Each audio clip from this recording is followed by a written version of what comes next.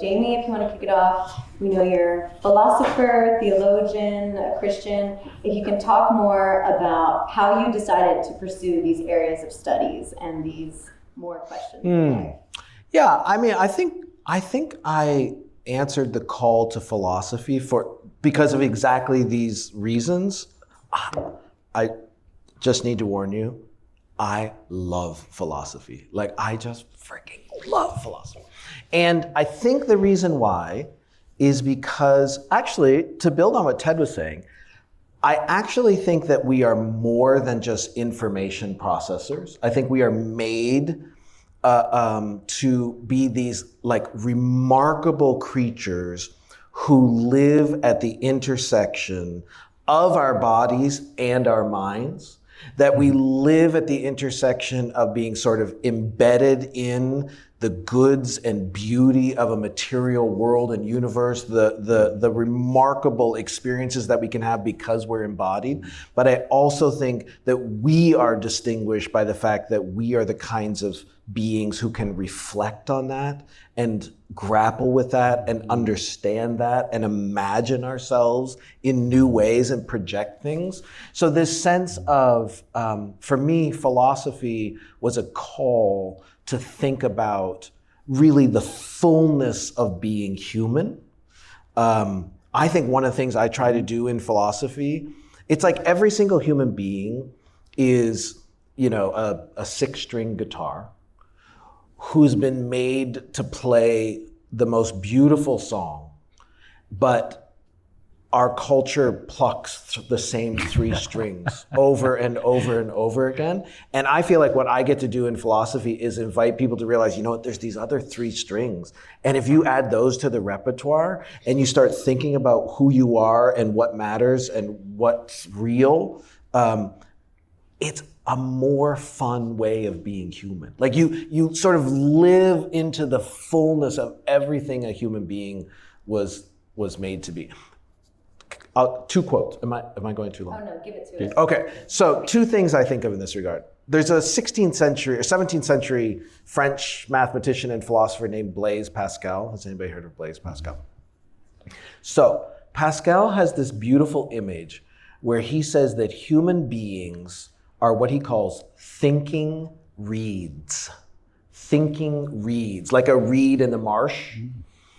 And I think what he's getting at is human beings are these like vulnerable, fragile, embodied creatures who live in an environment that can be hostile, but we are also thinking reeds. So we have all of this vulnerability, but we have this unbelievable thing called mind, in which we are able to now ask ourselves, what kind of a thing am I supposed to be? I think that sort of, to me, describes why philosophy pulls me into more. The other thing I'll say, this is, as you said, I'm a Christian. To put my sort of vision on the table, I love a line from an ancient Christian thinker named Irenaeus, who said, "The glory of God is a human being fully alive."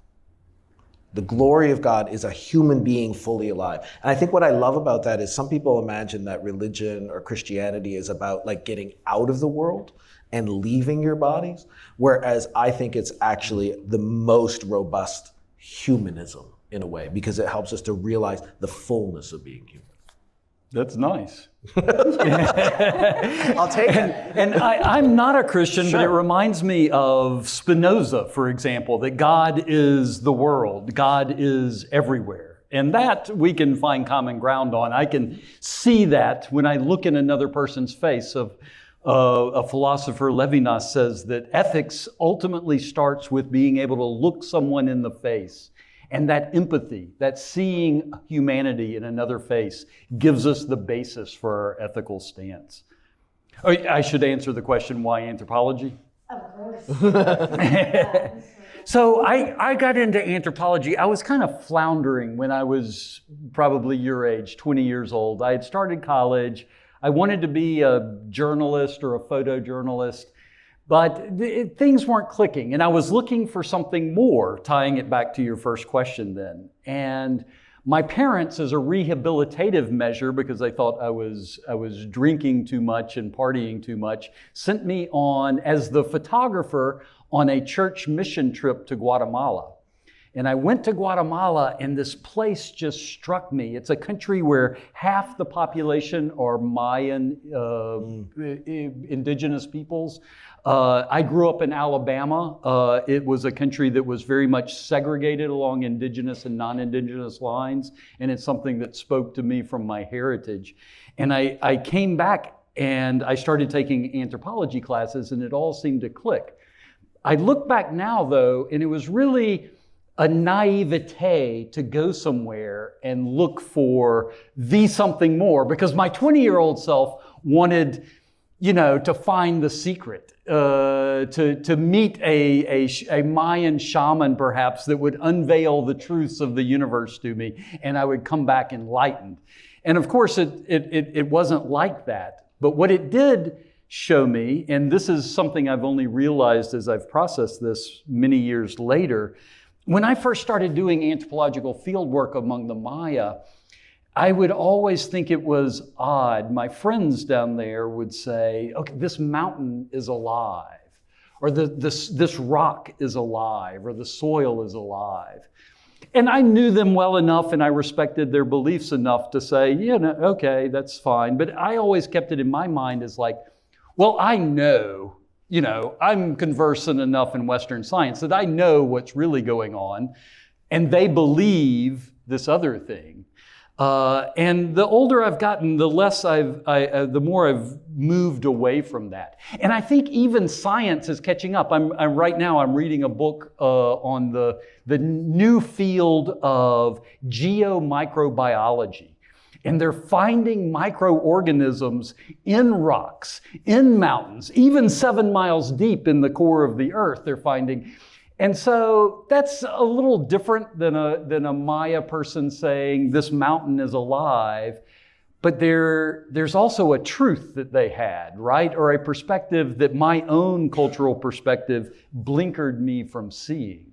And I think...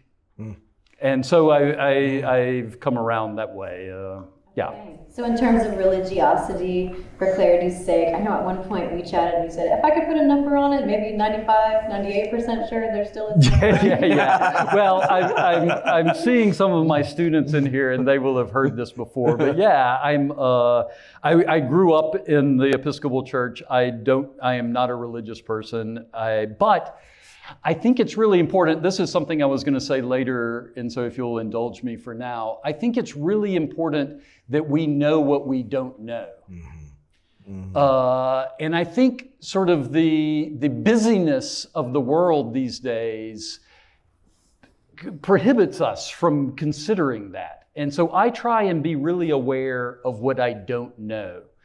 And so my own little quirk is I kind of put percentages on things. And so that's where that was coming from. And I'm like, yeah, I'm 90, 95% sure there's no God, but I don't know. I can't prove it. I can't disprove it. The world is miraculous enough that, who knows?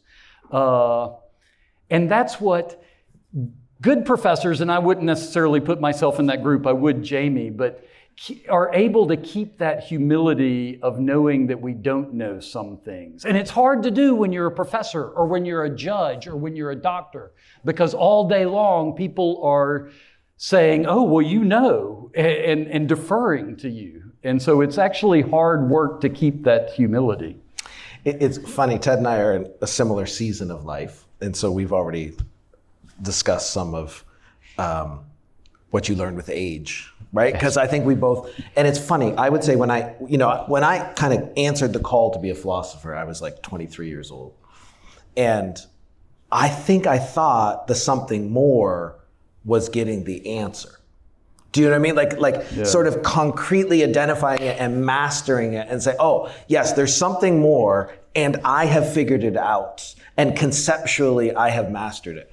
I will be honest, I'm with Ted in so many ways.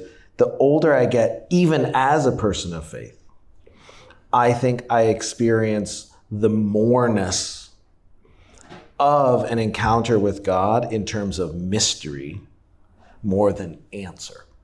in a sense. Do you know what I mean? Like there is something of being unsettled precisely by what I can't master. That wonder seems to be more the flavor of a moreness than my younger philosophical self sort of would have imagined. And so it seems like there's an adventure to being human.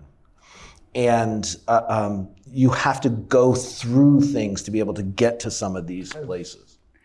And I think when we were talking over dinner, I think maybe you brought it up, that is a healthy attitude, not just healthy mentally, but healthy for your body as well, to keep that sense of awe and wonder at the world. Yeah. And so I hope we can all do that. But it's easy, again, I want to speak to everybody here. It's easy when you're in school and you've got a major and you figure out everything in that major and you've got the solutions that Jamie was just talking about. But keep that relative, right? I've got solutions for this little part. No, there totally is a craving for the concrete, for that answer, to have some consulting job or institution to tell us what to do. And I think that's a good segue into talking about deconstruction and asking the question, do you think our current moment is uniquely deconstructing, in the sense where we have a lot of these institutions here, but even at Vanderbilt, we see buildings being torn down, renovations, things like that. So if you could talk some about your views on deconstruction and if our world is falling apart in a unique way, if you think that is. So, can I take a shot? Go. So, I think this is really complex. Okay, so I feel like, can we just dwell in the complexity of this for a second? First of all, I completely understand our sensibility that it feels like things are imploding, and I'm not denying them for a second. In fact, we could talk about, I mean, I can think of a very, very concrete experience of this of my own. We avoid politics like the plague in conversations like this, but I just have to tell you, so I'm an immigrant to this country. You might not guess that. But if I say the word sorry and about, you'll know that I'm an immigrant to this country from Canada. I became a citizen. I lived here for almost 25 years before I became a citizen of the United States. And I got to finally vote in my first presidential election in 2020. It was a big deal. Do you know what I mean? To participate in this American experiment that is a republic. And then I made the mistake of watching TV on January 6th. And I just have to tell you, like, it undid me. I was like, wait a second, I kind of signed up for this project, this American experiment, this republic. And then I remember watching that day, and I was like and it was the pandemic, we were all a mess. And then the next day this is very pandemic too, I did a Peloton ride. And I made the mistake of, they had mood Peloton rides, and I did a sad ride. Because I was sad. And I did a sad ride with Christine, and I wept like a baby. Like I was sobbing, and they probably played Coldplay Fix You or something like that. It was just, and I realized, like, to me, I get the feeling that, man, our institutions are just imploding. And I want to honor that. I do also think, if you think with a certain long view, it's maybe not so unique. You asked, are we sort of uniquely experiencing a kind of deconstruction of things? I think we are, and I get it. But I maybe part of what just couches it for me is I have enough, I watch documentaries about the 1960s, and I'm like, what on earth was going on? And then I read about, revolutions in 1848 in Europe and what was happening. And it's like, okay. And when you hear, like, we've had a republic for almost 250 years, and France is on their, 5th republic? So it turns out there's a kind of stability and there's a kind of deconstruction that we're going through. And I so, Ted and I were talking about this earlier, I so sympathize with young people who feel like the shaking of the foundations. You're not wrong. You're not wrong. And I think some of those institutions deserve deconstruction. Mm-hmm. Sometimes deconstruction is just a word for critique that we've been waiting to happen.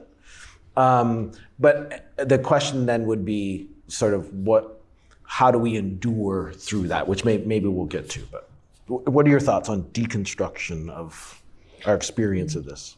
Yeah, well, I was going to go a different direction, but you have made me think. No, I want to actually follow up on your direction. I think I'm a social scientist. And when we start to predict the future is where we get in trouble. We had this conversation earlier today. And so I do this with some trepidation, but I do think that we are at a watershed moment in world history in many ways. And I think that can be scary. It is scary. It's scary for me. I'm sure it's scary for you. It's also a time of possibility, right? Because a lot of things are going to be possible. My theory is that we are using conceptions. You're an expert in 19th century German philosophy. We're using 19th century conceptions to understand this 21st century world, and that they don't quite fit. Now, let me give you an example. Rocks are alive. My example from earlier, that's one. We used to think that's crazy, and now we're thinking, oh, well, maybe they do. Gender, sexuality, things like that.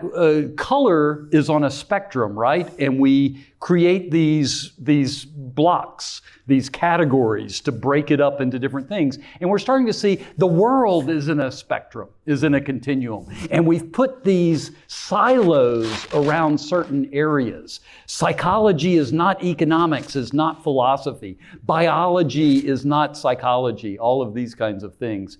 And we're starting to, the real world is pushing back and saying, no, it's all mixed up. All of those divisions don't make sense. I know we're not talking politics and this isn't partisan, but to do it that way, what the Democrat Party and Republican Party used to map onto in this country, they don't map onto anymore. Those categories don't fit something. So I think we're at this moment of, much less the UN, right? We send individuals from a country to New York City to raise their hand to speak for everybody within a geographically conscribed area. Who speaks for the Syrian? Who speaks for the Kurds? Who speaks for the Syrian refugees? Who speaks for... We have all these models that we developed in the 19th and 20th century that aren't fitting anymore. That's what our political turmoil, not only in this country, but around the world, I think, is really ultimately based in. And however this election comes out, it's not going to resolve that. But your generation can. You can see beyond these biases that you and I grew up with and can create new categories to work for a better future. Sorry, was that too political? You're keeping it real. Okay.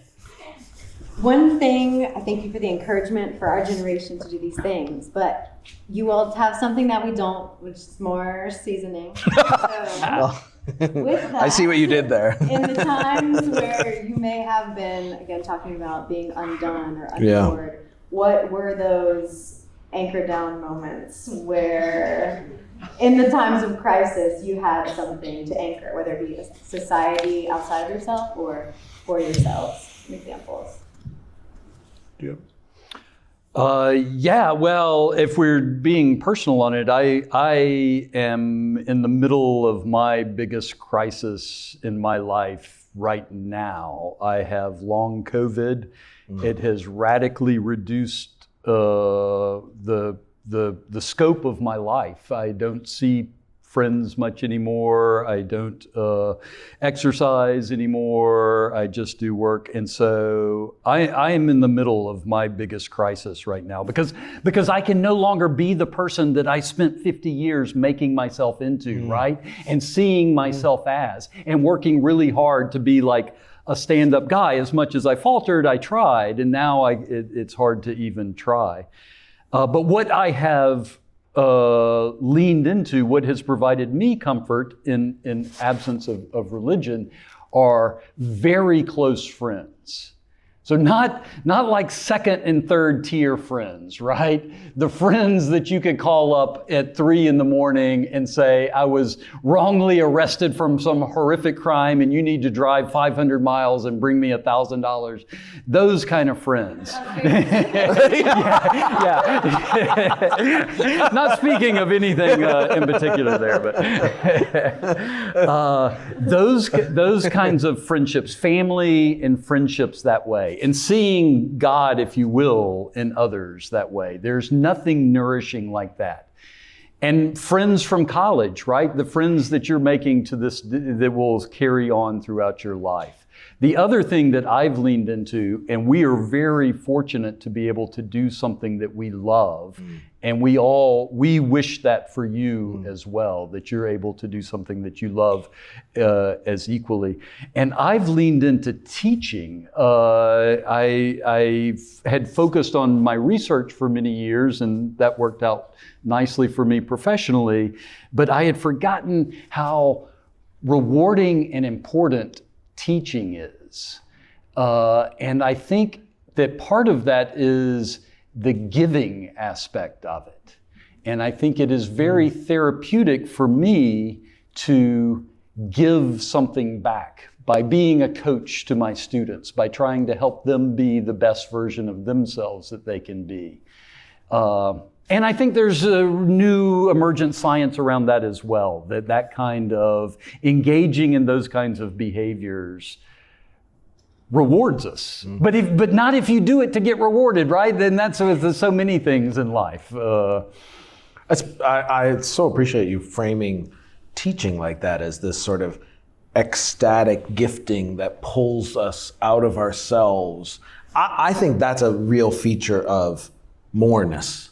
Is getting pulled out of it's some of us would describe that as an experience of transcending ourselves, right? Getting beyond ourselves. And I think, by the way, I'm so sorry that you're suffering with it. I can already tell that you are the kind of person who is going to be very curious about your own suffering in this. And who knows what gets discovered in that season, right? I mean, not to justify it or anything, but I'm so sorry about that.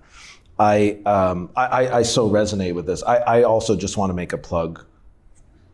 I do think friendship, that sounds so trite to say. What I don't mean is the people you hang out with. I mean people who you like go to the mat with. I don't know if you have criminal trouble like Chuck does, but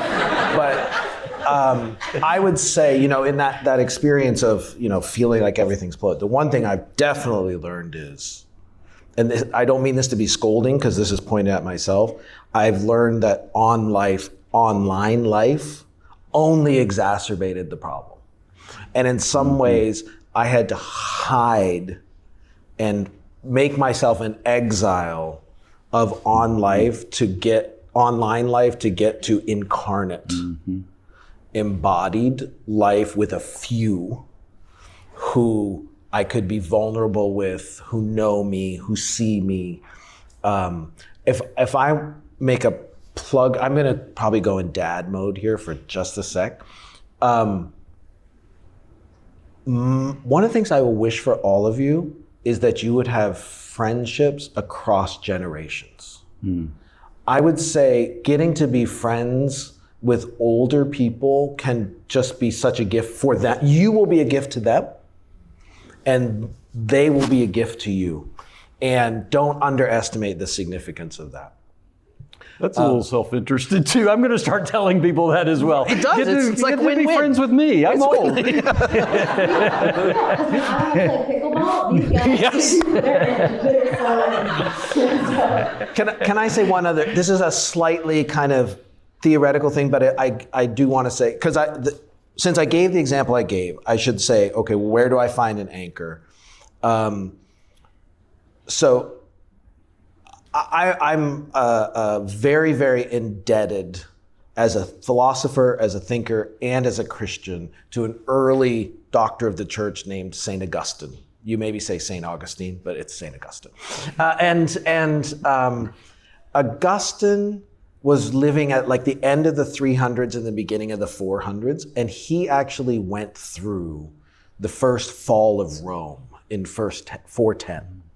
And when Rome fell in 410, a bunch of people who thought that the kingdom had arrived with Rome watched the downfall of Rome and thought the world is ending and even the kingdom of God is demolished. And Augustine writes this mammoth book called The City of God, and he says, wait a second, those were never the same thing.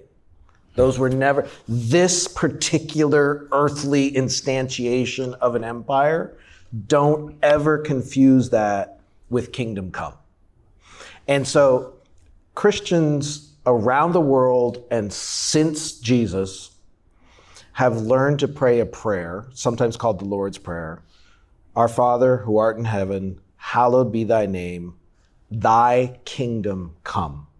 Thy kingdom come. It's like such a cadence of the way Christians inhabit the world. And I would say it's precisely because I know the kingdom's not here yet, that I don't have to imagine an utter existential loss if this particular nation state is trembling, right? I know that in some ways I have a kind of citizenship that transcends, that is more than even my US passport. That I would say that has made a huge difference for how I've inhabited the turmoil that we have. By the way, I don't think that means that Christians think we are excused from participation. I think we have responsibility to care for our neighbors, to look for institutions that are just and merciful and bring flourishing to all. I think we can lament disorder in our social and political lives. But there's always just this kind of like sort of holy impatience that kind of characterizes a certain kind of holding things with an open hand. And I would just say that has made a huge difference for me. I like your use of transcendent there. I think that's really key. And a few years ago, I wrote a book on the good life, and I was looking at what different conceptions around the world of the good life are. And the major conclusion I came to was it's commitment to a project that goes beyond your self-interest. That is what, I mean, we need to have food and we need to have minimal income and things like that. But being committed, that can be religious, that can be, it can be many things, right? But committed to something that goes beyond your individual self-interest. And commitment, I'm using in a very particular way. An economist and philosopher, Amartya Sen, he defines commitment as something that costs you something. So it's not free. It's not just saying, oh, I'll sign up and whatever, right? It's like you give, so you believe in it so much, you give something. That is the key to living a good life. That's great. Beautiful. But I can also see how a college student may say, yes, I'm rocking with you, Ted. I'm rocking with what you're saying, Jamie. But when I have my biochem test tomorrow, I become distracted and I forget the beautiful things that may have been said tonight. So what could be your recommendations for how we can focus or not become as distracted? But distracted. I mean, by the way, I don't think preparing for your biochem test tomorrow is distraction. I think that's your vocation right now. Like that's it. The distraction is scrolling TikTok when you should be preparing for your biochem test. And I do think that here's my take. I'm not a professional about such matters, but it seems to me that I think distraction has always been a human temptation. Do you know what I mean? Like, I think, interesting, Pascal, this dude I mentioned earlier, Pascal says, it is virtually impossible to get a human being to sit alone in a room quietly by themselves. And he said that in 1662. Do you know what I mean? And so in some ways, this is a perennial problem. The difference is now you all inhabit worlds where we have built entire architectures that have capitalized on winning your attention every moment. So distraction is now incorporated and your attention has been commodified. That's not your fault. In some ways, we did that. Our generation did that to you. And so it can't just be something like, oh, it's up to your willpower to resist that. In some ways, we need to deconstruct those institutions of distraction, Inc. We can firebomb later. But so I just want to honor how hard it is to fight distraction because the world has changed. What was the question? So how can we focus? So it strikes me, I mean, this is why I don't think it's enough to just sort of have personal resolve. I think in some ways, some of us collectively have to build better ecosystems and architectures and environments where it comes, the resistance to distraction is not just up to individual choice and willpower. That said, secondly, I do think one of the things that we can all try to choose to do is to look for little ways to practice being still and look for little ways to practice being quiet and really little ways to practice contemplation. And I think one, maybe this is a slightly off left field pitch. For me, I will say, the place that I find I am most zoned out and zoned in contemplatively has been in the arts. You know, it's funny. For me, when I walk into a gallery in an art museum, it is one of the quietest places in the entire city. It's sometimes quieter than the cathedral. And there's a kind of preparatory experience of stillness and quiet and contemplation for me to just learn to stand before a painting, by the way, that I don't understand, that I can't comprehend it. It's a mystery. It's a wonder. I'm baffled. I'm befuddled. I'm perplexed. And to just stick with that for a little while and just be quiet and dwell with that. To me, it's like building up muscles of resistance that start to teach us to become the kind of people who can now dwell with our own being. And I think that space is supercharged with possibility. And my wager is it's supercharged with transcendence. The possibility of encountering things and someone, including yourself, that you couldn't have known otherwise. Wow, I'm supposed to follow that. I want to go to the Frist with you tomorrow and see the. I agree with everything that Jamie was saying, and also it's too easy to moralize, and people our age are often moralizing at people your age about, scrolling your social media accounts too much, and there are billions, hundreds of billions of dollars spent to capture you in those ecosystems. So it's really not your fault. I agree. Contemplation, thinking deeply. An anthropologist named David Graeber wrote a book a few years ago called Bullshit Jobs.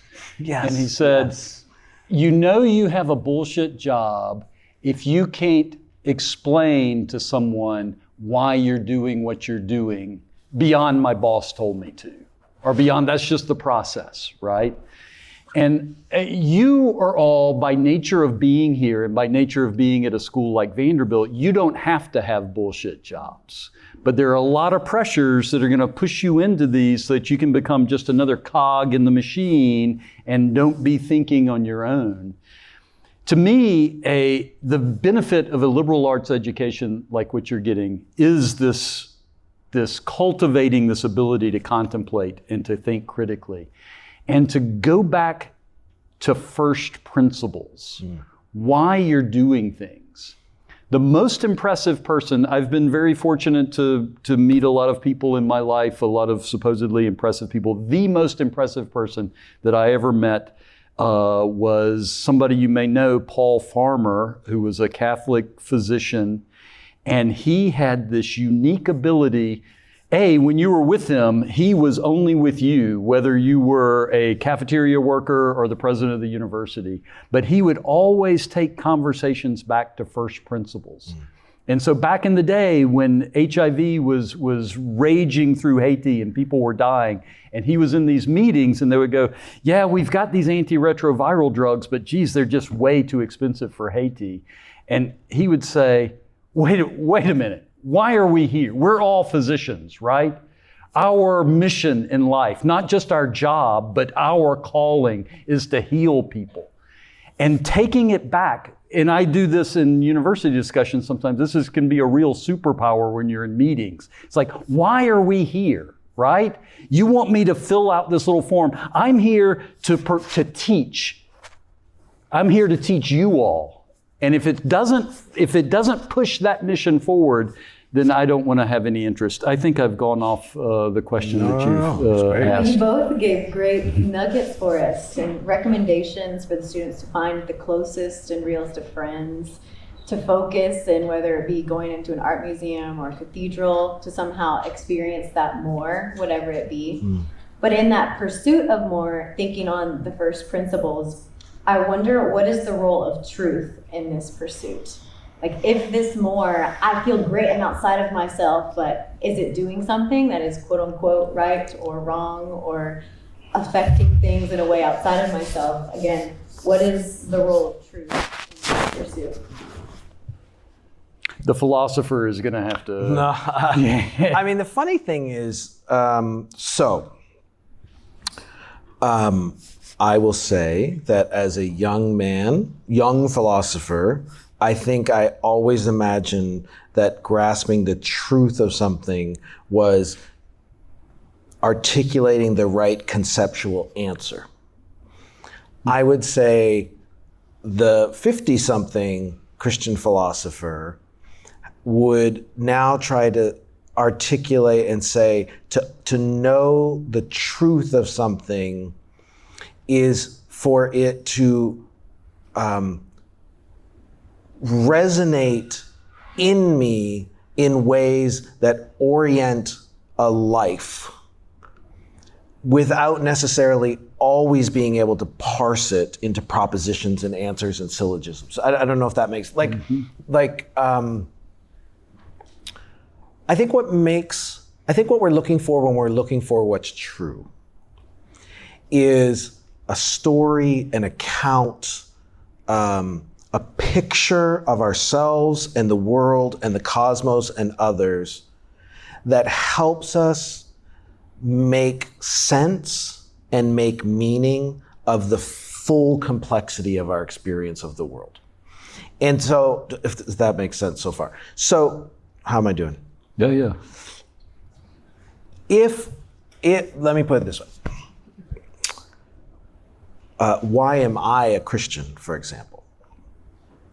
It's not necessarily because I came to some sort of syllogistic conclusion that God exists and therefore there's like this metaphysical picture that I'm committed to, and now here's all the sort of propositional truths that follow from. I would say it's this incredible testimony of a God who created the entire wonders of the cosmos, becoming one of the most vulnerable of humans,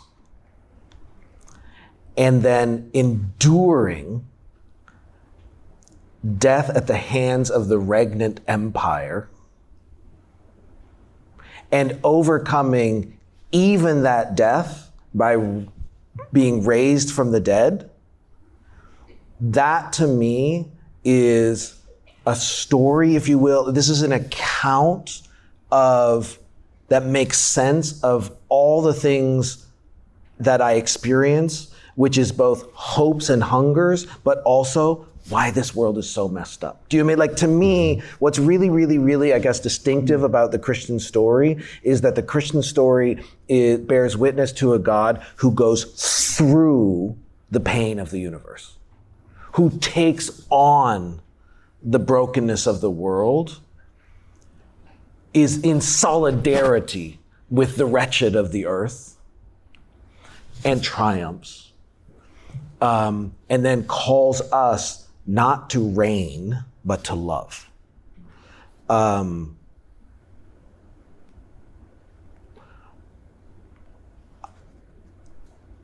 most, and by the way, I think I thought I understood that story when I was 30. I would say it was not till I was in my 50s that I realized that the bottom of that story is that I am beloved. You are, but like the base reality of the cosmos is that every single one of us is beloved. I can live a life on that. Do you know what I mean? I can live a life on that, and I can live a life for you on that. That's truth for me, I guess. I don't know if that works. It's not, that's not a very good philosophical answer, so do not tell my colleagues. But it's the answer I stake a life on. Wow. And this is probably where I think that a faith allows for a capital T truth, where my worldview probably doesn't allow as much for that. But I think that searching for truth is really important, and that we all need to dedicate ourselves to that. But what I like to think of that as, well, I'm a social scientist. We're both academics. We try and explain the world. And I think that sometimes when we look for singular truths or singular answers or silver bullet solutions, it leads us astray. And I think that I see my job as an academic as trying to eternally get things less wrong. I'm never going to get it totally right. I'm not going to discover the truth in a manuscript or in contemplation even, but I can get it less wrong. And I think in some ways maybe we should set our sights for the world a little lower. Maybe we should just try and survive a little longer and get a little less wrong. Which is probably another way to love your neighbor. Yes. As well, right? Absolutely. Yeah.